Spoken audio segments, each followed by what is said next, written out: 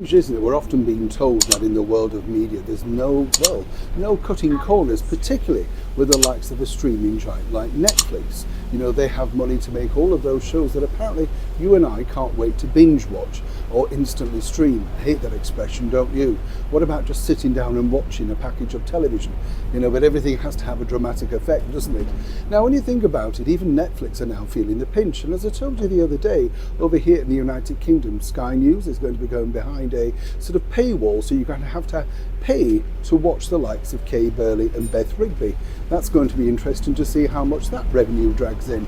But what's interesting here is the fact that recently, as we all know, Meghan decided to launch herself as a sort of lifestyle guru with her finally much anticipated With Love Meghan. And all was going well until this. Let me explain. Lovely to see you here on the back of another London buzz as we career around town chasing the stories that matter to you. I say we, it's me, you know it's me, don't you? This is the thing. I like to keep going, you know. Out and about is the best cure, isn't it? Even if you're feeling a bit under the weather. Are you all right? Well, yes, I'm not so bad. You know what it's like. Could feel better. Could do with a cup of tea, actually, but let's not go there. Miserable day here in London town, and some people might say Meghan Markle and Prince Harry are having something of a miserable time. That is because of the backlash that they've recently encountered.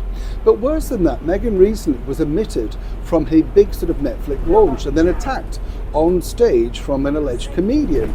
Now again, I find it odd about this because the company have given that particular couple millions of pounds, so in some respects they should show some force and literally support her. Whether you agree with the plot or not, there should be at least a backup because you have given away that money.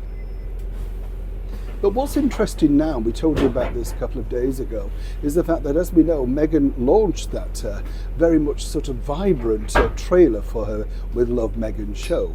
And what was fascinating about that, in a sense, was that obviously it became very dated very quickly.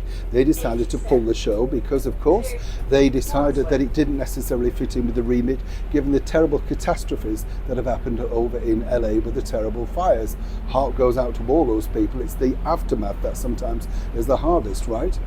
Well, according to a very well-placed source at Netflix, they were looking to relaunch with a new trailer. That is to sort of pump it up, spice it up, that sort of stuff, you know, maybe get some new quotes, all that. But so far, nobody's wanting to sign off the budget. That's right. Now, what's interesting here is you would have thought that, as I said, this is a 5-part series allegedly already in the can and nearly a year down the line. So one might suggest it wouldn't cost too much to either re-edit this or indeed get Meghan back in front of the camera to reintroduce herself, give some new content for the 1 million plus now that she's got on her Instagram account.